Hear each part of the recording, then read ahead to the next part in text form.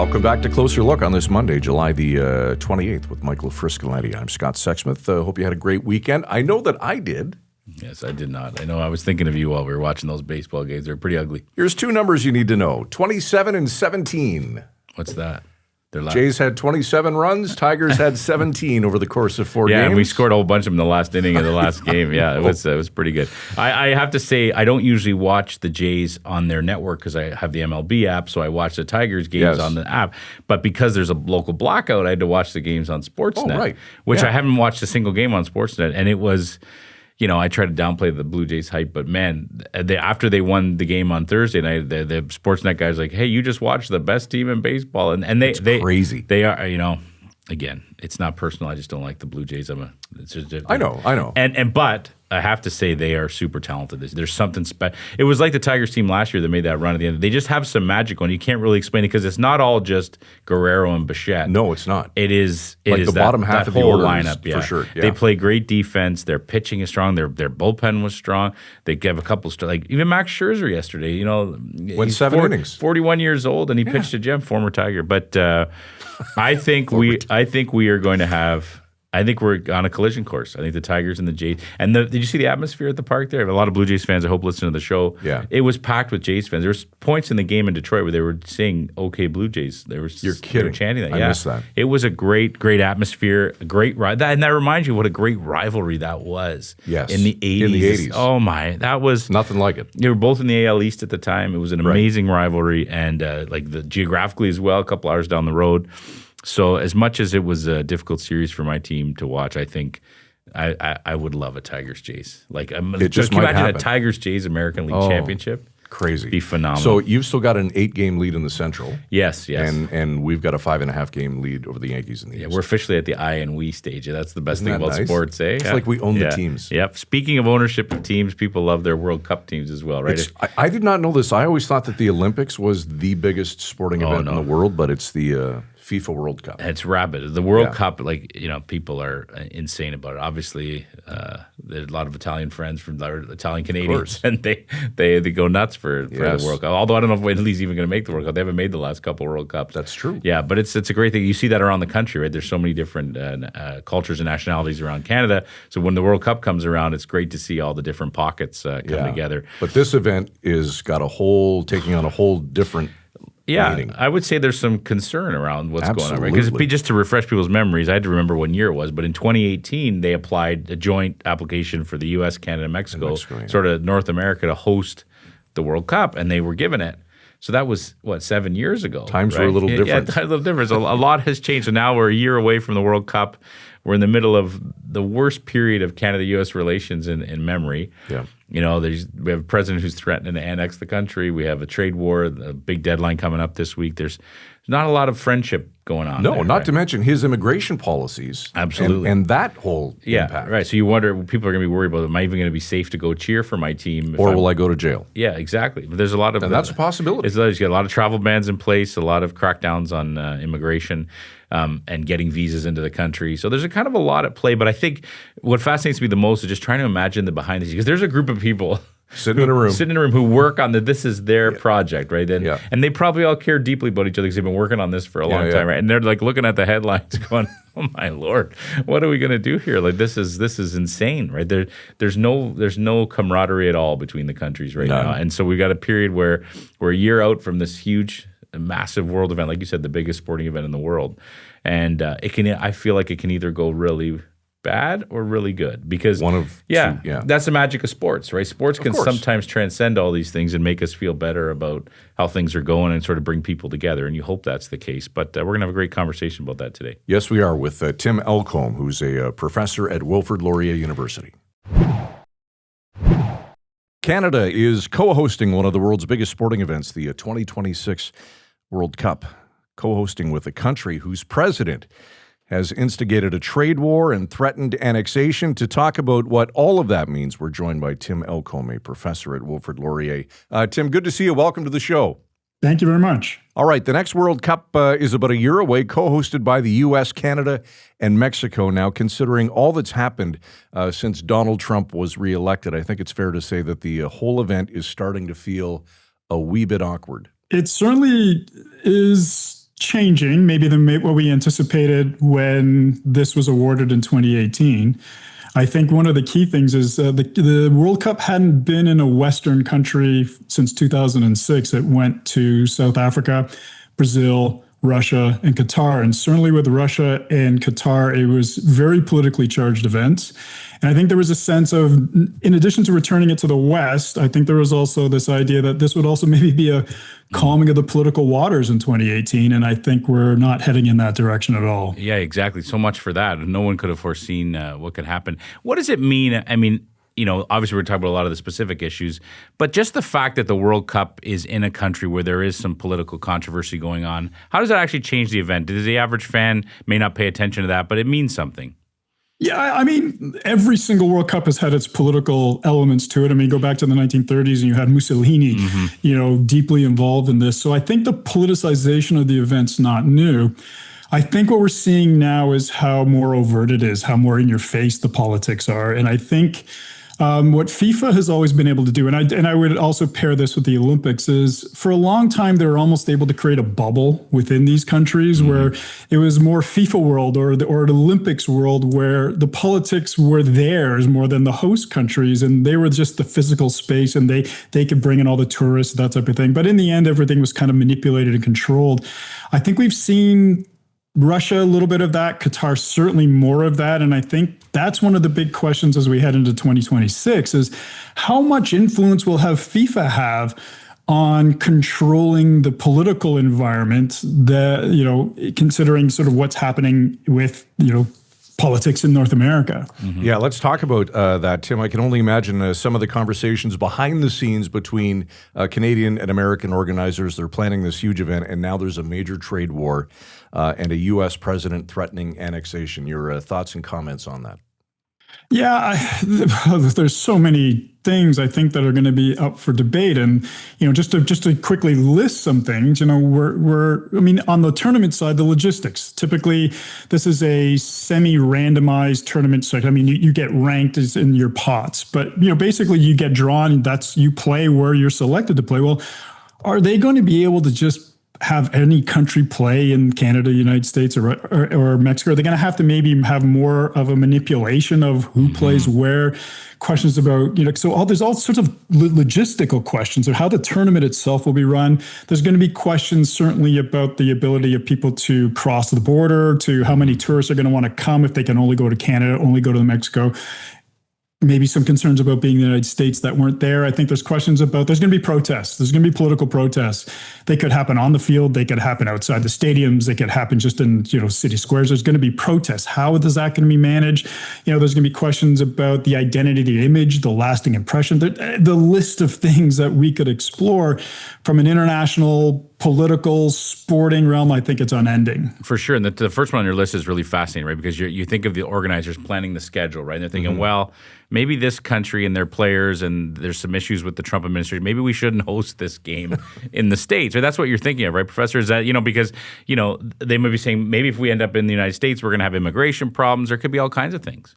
Yeah. Now, based on the FIFA protocols, I don't think they can do anything to manipulate it. We're talking about FIFA, Professor. So I don't know if that will happen, but it could be, for example, let's say, one of the countries on the banned list qualifies and they are selected and they just randomly get drawn and they're going to be playing in the United States.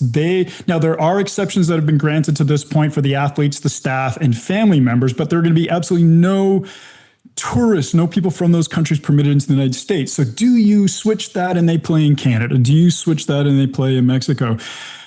Will FIFA have to change its policy, or is there something? So again, these are logistical questions, I think, from on the sport organization standpoint, are just, again, there's just limitless in terms of the challenges and the complexities that we're going to see.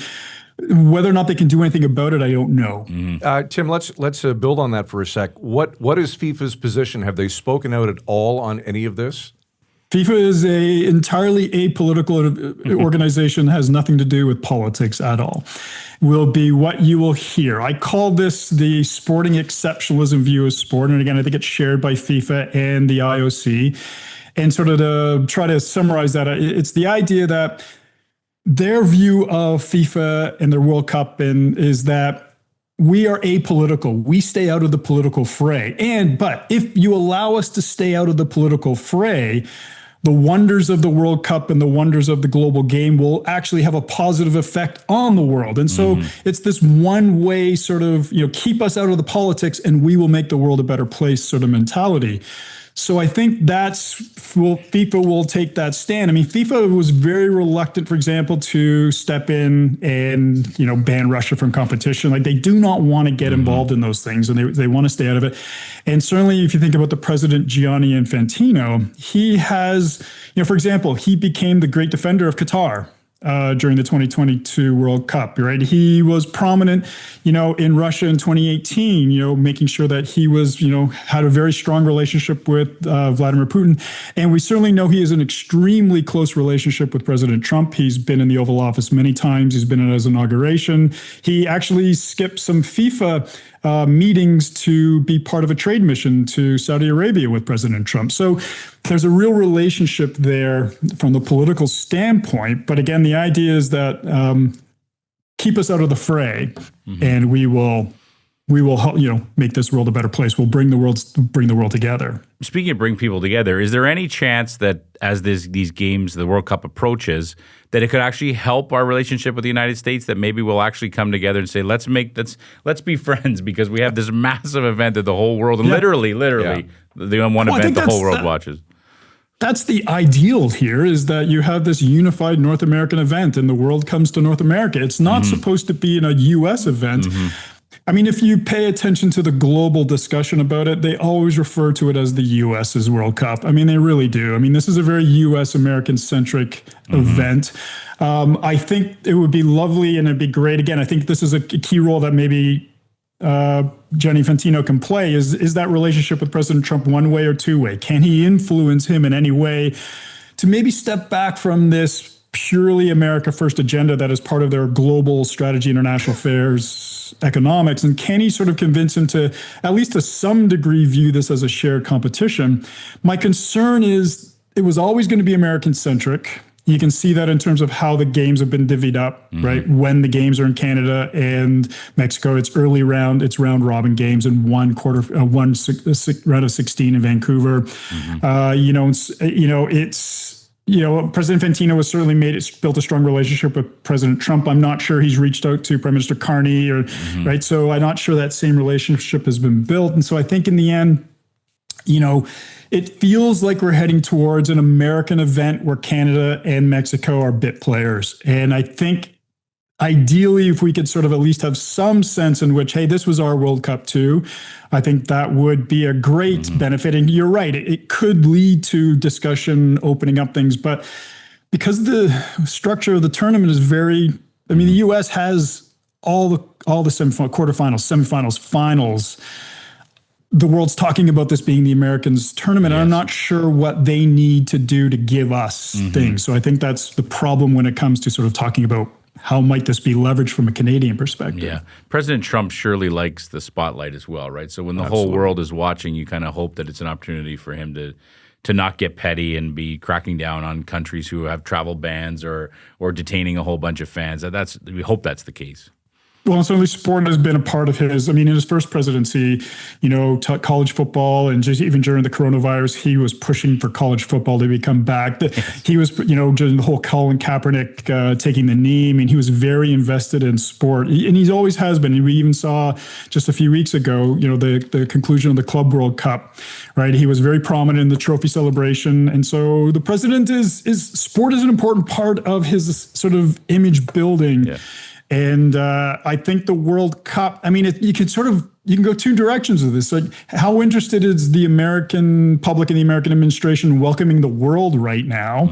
At the other side of it is welcoming the world to showcase the United States is potentially very appealing. And so I think there are different directions this could go. And the U.S. administration, I think, could go in different directions in terms of how they treat it. I just hope he invites the winner for McDonald's at the White House like he did with the college football team. Anyways, go ahead, Scott. Tim, let's talk about some positive stuff here for a second. Canada could see somewhere in the neighborhood of 1 million international visitors during the tournament between June the 11th and July the 19th. What's the economic spin-off of that? How important is that? Well, the economics of sport is, again, I'm not a sport economist, but the economics of sport and mega events is one of the most fascinating, complex fields of study. One person could, estimate, make an estimate in which there'll be billions of dollars of tourism money that flows in, and you'll have a different economist suggest that this money is fleeting and it's not. So I think the economic spin-off of these things is incredibly difficult to measure. Certainly the World Cup is the single biggest sporting event in the world. I mean, it eclipses the Olympics. And I think, in 2018, when we were co-hosts of the World Cup, I think part of the idea was, this is incredible image building. This is sort of the world coming to Canada. There's the economic spin-off. I mean, there's the building of Canada soccer. There's, endless list of all these things that we're going to get from this. My concern is, again, I think the way the tournament has been structured, even sort of forgetting sort of what's happened in sort of the last 6 months in terms of the American administration, I think just the whole idea that in the end, it's 2 Canadian cities that are hosting events. Those events are going to be, 13 out of over 100 matches are in Canada. And I think now the idea that people might travel to Canada for, the group stage, and then they would travel to the United States for the next stage. Those are the big questions. So I think those are all intertwined to the question of, so how much, there's absolutely going to be a tourism bump. Unquestioned.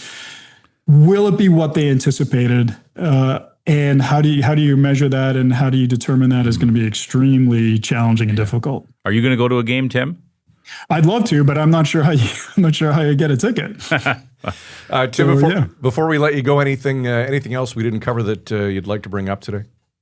I think it's going to be a fascinating year in terms of the buildup of this. Whether you're looking at it through a sport lens, whether you're looking at it through a political lens, an economic lens, Canada-U.S. relations, Canada-global relations. I think, and this is sort of the thing that interests me the most professionally, is how intertwined sport is with all of these factors. And, on one level, it's a game, and we can get lost in it. We want, Canada to do well. But at the same time, we're talking about the highest levels of international affairs here are going to be happening through this tournament. And I just think it's going to be a really fascinating year plus to sort of see how this all pans out. Yeah, absolutely. It's a great point, Professor. All right, there's Tim Elcombe, the professor at Wilfrid Laurier. Tim, good to see you. Thanks for joining us tonight on the show. We appreciate it. Thank you. Should have mentioned off the top, Tim from Wilfrid Laurier University, whose areas of expertise include sports, politics, and international affairs. So an absolute perfect fit to have this conversation. Yeah, professor of the Department of Kinesiology and Phys Ed, and he's also a fellow at the Balsillie School of International Real Affairs. Underachiever. Yeah, his parents must be I'm so glad we waited disappointed. till the end to really show that this guy knew what he was talking about. Right. But Tim was a great conversation. And, I also wonder sometimes if anyone's really going to care. Because by the time the tournament comes around, it's all soccer. People are going to be talking about the soccer games. Yeah. But, it's sad. Like, this could be a great opportunity. If some fans are fearful of traveling, which is the great tradition of the World Cup, is fans traveling around the world to watch their teams. If there's a bunch of fans that are like, you know what, I'm a little too nervous to go. We feel that right now, just crossing the border down the street to head over to the United States. So, yeah, and I imagine you'd have to start booking your travel by now, right? If you haven't already. Yeah, if you haven't already. So it'd be interesting to see if there's some data out there later that kind of shows what the numbers are going to be. And we're still 11 months away. Yeah. So much could change between now and then. Yeah, and we still don't know, obviously, because there's still some qualifiers going on, like who's playing where, what the groups are, what team could be playing in Vancouver in a quarterfinal. That's, those kind of things. Are you going to try to go to the World Cup? You know what? I'm a sports fanatic, as you know. Soccer does nothing for me. Even at the highest levels? At the highest levels. It's pretty. I find it very long, and I find it boring. But of course, people say that about golf, baseball right? and golf. I know. I know. I think all the same is true for all those sports. Is that when you actually take a minute to pay attention to the skill level on these guys at what they're doing. You like golfers. It looks so easy on TV. It's the hardest freaking thing to do in the world. Sure. And baseball, people say baseball. I think baseball is the most exciting thing on the planet. Yeah. I love baseball, the drama of every pitch. But soccer, when you watch the skill level and the way those guys can pass the puck and the endurance, like they're running up and down that field. They're running a lot of miles. The shape you got to be in? Yeah, they're in the shape, and I think the way they thread the needle and the way they can pass the ball and move it around is pretty phenomenal. And I might not necessarily watch a a regular season Champions League game or whatever it is, but I would definitely watch a World Cup game. Yeah. I mean, you always hop on the bandwagon, right, with a big event like that. Yeah. Check it out. And Canada, I assume, is in the World Cup if we're hosting, right? Is that part of the gig? If you're hosting, you automatic. It's like Memorial Cup. We'll let right? you know tomorrow. I don't know. Is that true, Derek? I don't know. All right. All right. If you know the answer, email us at. Closer look at villagemedia.ca, where later on this week, Steve Paikin from the Paikin Podcast will join us, and Friday night on the show, Ontario Liberal leader Bonnie Crombie. So it's going to be a good week. Closer look at villagemedia.ca. Thanks for watching this evening on this Monday. For Michael Friscolanti, I'm Scott Sexsmith. We'll see you tomorrow night at 7 right here on Closer Look. Frisco and Scott's Wardrobe provided in part by Moores, Sault Ste. Marie.